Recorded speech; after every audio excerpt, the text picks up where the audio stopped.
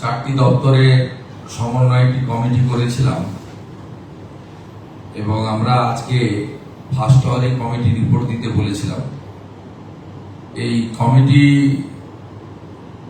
রিপোর্টে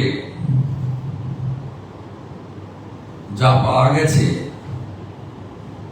এটা আমাদের রাজ্যে বা কলকাতার ক্ষেত্রে একটি অশনি সংকেত।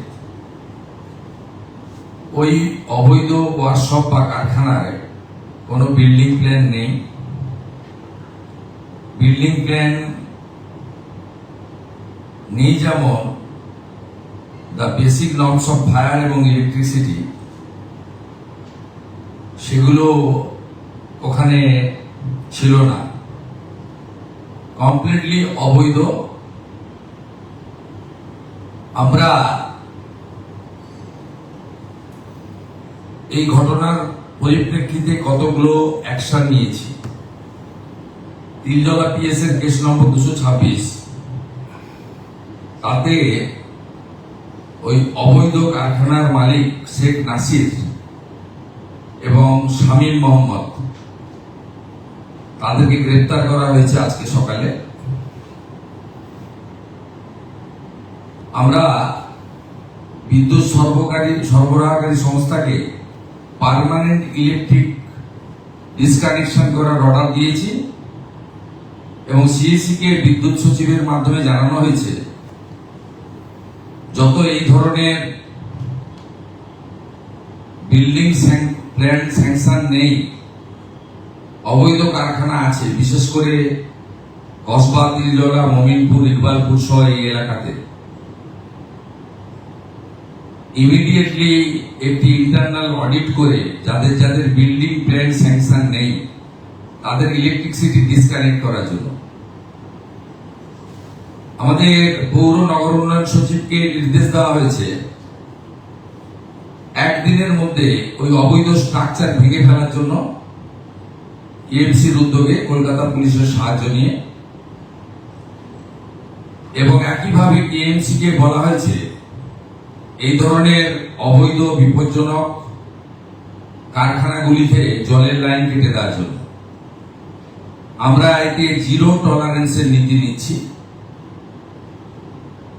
যারা সতর্ক হতে চান সতর্ক হয়ে যান, যারা বেআইনি কাজকর্ম করছেন তাদেরকেও আমরা সংশোধিত হতে এবং এই ধরনের কাজ থেকে বিরত থাকার জন্য কড়া নির্দেশিকা এবং পরামর্শ দিচ্ছি। দ্বিতীয়ত, গত কয়েক বছর ধরে আগের সরকার আলু চাষিদের উপরে অত্যাচার করেছেন, আলু ব্যবসায়ীদের উপর অত্যাচার করেছেন। আমরা মুখ্য সচিব, প্রিন্সিপাল সেক্রেটারি পশ্চিমবঙ্গ এটি নোটিফিকেশন করে এগ্রিকালচার যারা প্রোডাকশন করেন, includes potato, food grain, well seed, fruits, vegetable, এটা অন্য রাজ্যে পাঠানোর ক্ষেত্রে বিশেষ করে আলু চাষি, আলু ব্যবসায়ীদের যে যন্ত্রণা আগের সরকার দিয়েছেন, আমরা সেটা আজ থেকে বন্ধ করলাম এবং কোন ইন্টারস্টেট বর্ডারে কোন ল এনফোর্সমেন্ট অথরিটি কোন ফার্মার্স এবং কৃষিজ ফসল বা প্রাণী সম্পদ উৎপাদনকারীদেরকে, ক্ষুদ্র ব্যবসায়ীদেরকে কেউ হয়রানি করতে পারবে না। পুলিশ হতে পারে, এনফোর্সমেন্ট ব্রাঞ্চ হতে পারে এবং অন্যান্য ল এনফোর্সিং অথরিটি হতে পারে।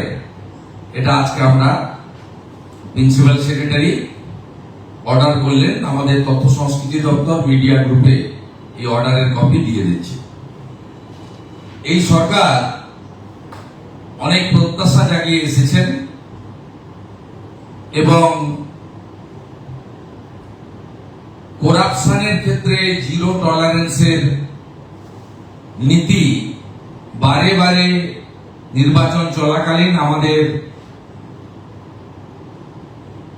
পক্ষ থেকে বলা হয়েছে, এমনকি ভারতীয় জনতা পার্টির সংকল্প পত্র সেক্ষেত্রেও আমরা বলেছি প্রাতিষ্ঠানিক দুর্নীতির ক্ষেত্রে ব্যবস্থা হবে। সেই আপনারা দেখতে পারবেন কয়েকদিনের মধ্যে আমরা আগামী ক্যাবিনেটে হয়তো এই বিষয়ে সিদ্ধান্ত কিছু নেব। শুধু সিদ্ধান্ত নয়, কার্যকর। আমরা যেটা আজকে সই করলাম, সিবিআই 4টি মামলা গত 4 বছর আগের মুখ্যমন্ত্রী, স্বরাষ্ট্রমন্ত্রী, বিধায় আটকে রেখেছিলেন।